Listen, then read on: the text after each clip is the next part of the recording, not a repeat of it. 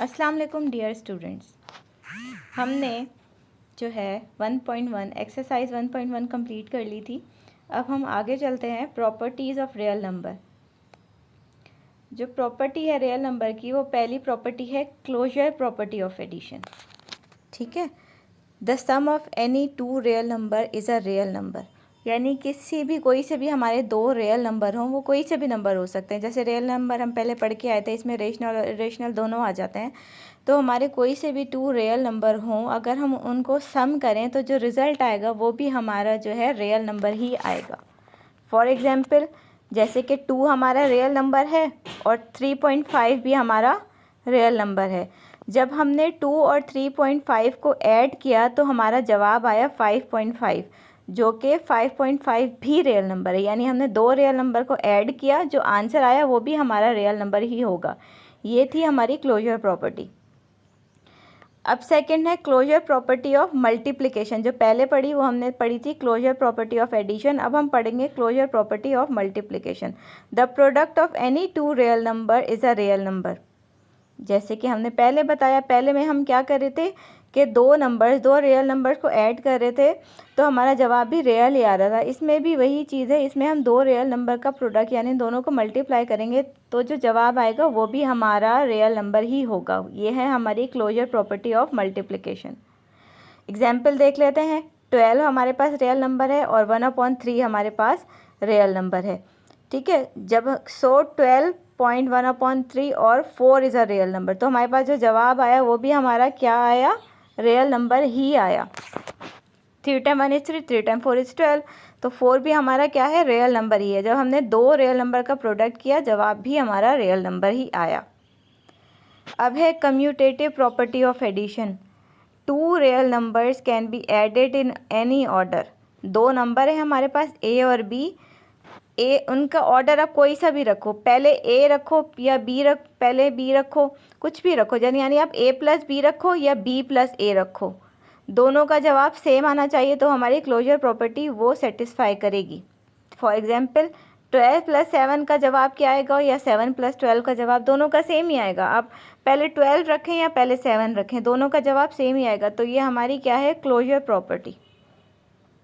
अब हम आ जाते हैं एसोसिएटिव प्रॉपर्टी ऑफ एडिशन। इसमें पहले जो हमने की वो दो रियल नंबर्स पे की, यहाँ पे हम तीन रियल नंबर्स की बात करेंगे, ए बी और सी। ठीक है, पहले ब्रैकेट में है A plus B bracket over plus C और A plus B bracket B plus सी।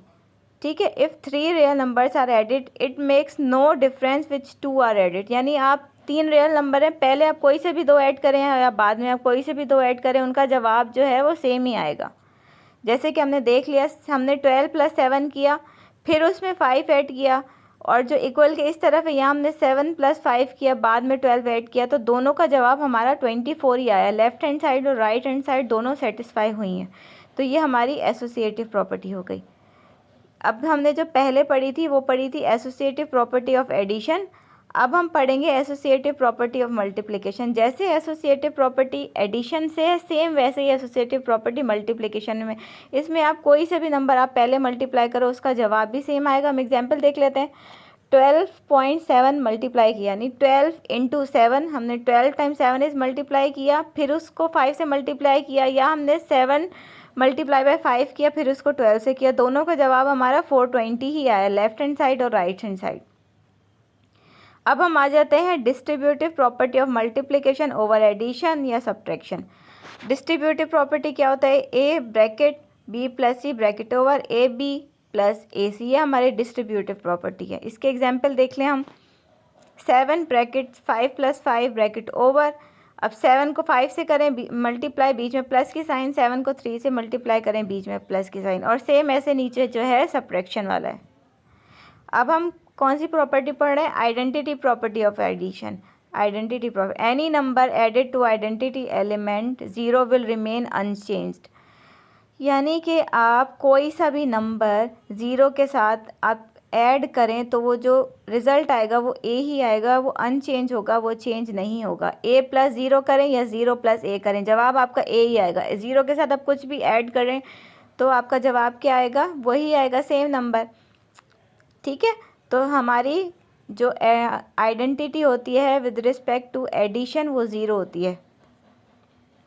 अब identity with respect to multiplication क्या होगी, 1 होगी, क्योंकि अगर आप किसी भी नंबर को 0 से मल्टीप्लाई कर देंगे तो वो तो आपका जवाब 0 ही हो जाएगा। तो इस वजह से यहाँ पे जो मल्टीप्लिकेशन की आइडेंटिटी है, यानी identity property with respect to multiplication, वो 1 है, क्योंकि ए को अगर आप 1 के साथ मल्टीप्लाई करेंगे तभी आपका जवाब ए आएगा।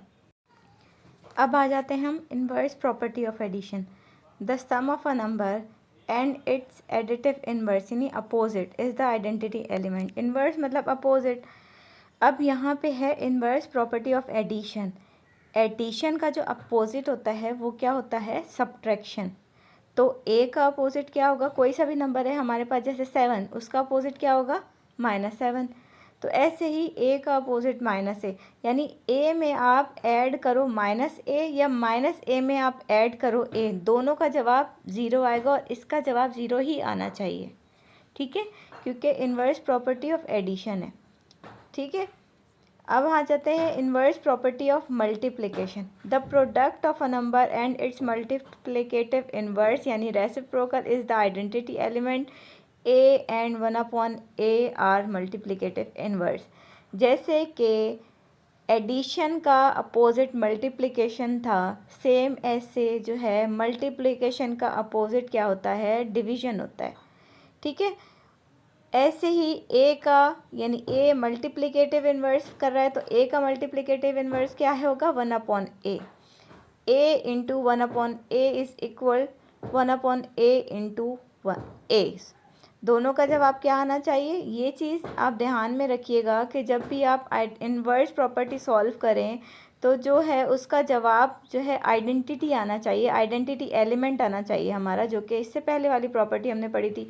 अब देखें a plus minus minus a, यानी ये दोनों कट होके 0 हो गए। 0 हमारा एडिटिव आइडेंटिटी हमारी क्या होती है, 0 होती है, तो जवाब 0 आ गया। अब यहाँ पे जो है हमारी मल्टीप्लिकेटिव आइडेंटिटी क्या होती है, मल्टीप्लिकेटिव आइडेंटिटी हमारी होती है 1। तो जब आपने इसको इन्वर्स प्रॉपर्टी ऑफ मल्टीप्लिकेशन को सॉल्व किया तो आपका जो लास्ट में जो आंसर आना चाहिए वो हमेशा आइडेंटिटी एलिमेंट आना चाहिए। यहाँ पे मल्टीप्लिकेशन है, हमारी मल्टीप्लिकेटिव आइडेंटिटी क्या होती है, 1।